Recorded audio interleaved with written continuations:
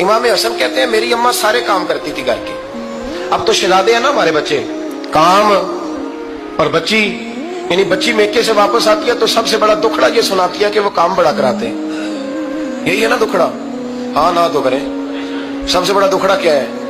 पता नहीं क्या कराते होंगे, हाल नहीं चलवा लेते कहीं, या कुछ चक्की नहीं पिसवा लेते, पता नहीं कौन सा ऐसा काम है। और मैं, आप नाराज ना हो जाना, मैं भी बेटी का बाप हूँ, मैं भी बहनों का भाई हूँ, मैं भी इस बात को समझता हूँ, लेकिन एक बात जहन में रखना कि ये बात नहीं है कोई करने वाली कि सारे बच्ची के माँ बाप जमा होकर पहुंच जाते हैं हमारी बच्ची जी काम बड़े करती है। मसलन क्या करती है, क्या करती है वो?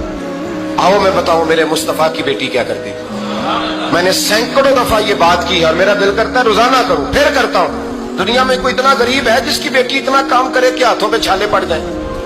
है कोई इतना गरीब तो उठ के बताए कि मेरी बेटी ससुराल में इतना काम करती है कि छाले पड़ जाते? मैं दिखाता हूं, मेरे रसूल की शहजादी को छाले पड़ जाते। कच्चा मकान, जनाबे फातिमा जनाबे फिजा की लौंडी थी, उनसे मिट्टी मंगाती और घर में लेपा पोती करती, फिर झाड़ू देती। इमाम हसन और हुसैन के दरमियान पूरे साल का फर्क नहीं, 11 महीने का फर्क। दोनों बच्चों को संभालती। जनाबे अली की वालदा हजरत फातिमा बिनते असद बूढ़ी थी, जनाबे फातिमा वो खोल के नौकरी करती कि हजरत फातिमा बोल पड़ती। हजरत फातिमा बिनते असद बोल पड़ती, कहती बेटे फातिमा मेरा इतना ना ख्याल रखा कर, तेरे अपने भी बच्चे हैं। जनाबे फातिमा फरमाती आप सिर्फ अली की माँ तो नहीं ना, आप मेरी भी तो माँ है ना। यहाँ बीतियां फलसफा बयान करती हैं, वो कहती हैं जी किस हदीस में आया है सास ससुर की खिदमत फर्ज है? मैंने कहा किसी में भी नहीं आया। हम क्या कह रहे हैं? किसी में भी नहीं आया, लेकिन ये तो आया है ना कि शौहर राजी हो तो अल्लाह राजी रहता है। तो अगर शौहर माँ बाप की खिदमत से राजी होता है तो करो खिदमत, इसको तो राजी करना है ना, इस पर तो तवज्जो दो। हजरत फातिमा फिर चक्की पीसती, चक्की चक्की ये आसान जुमला नहीं कह जाते, हम सुन लेते हैं आप।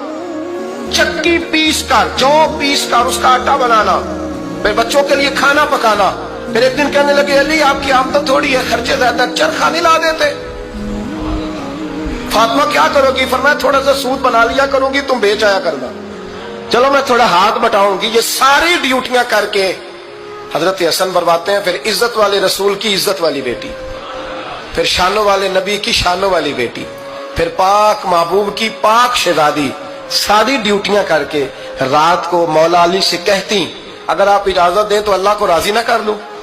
हजरत अली फरमाते फातिमा जैसे दिल करे। तो इमाम हसन कहते हैं फिर मेरी माँ मुसल्ला बिछा लेती, मुसल्ला, और फिर सारी रात वो नमाज पढ़ती, सारी रात।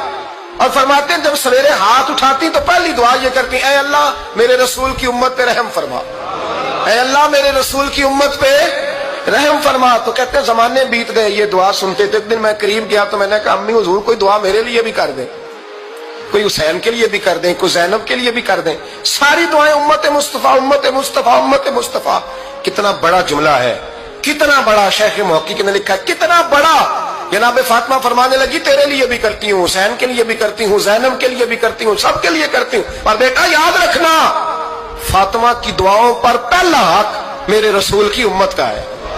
फातिमा की असल में बात बहुत खुशी की सुना दी मैंने आपको, लेकिन आप वहीं सुस्त के सुस्त रह गए।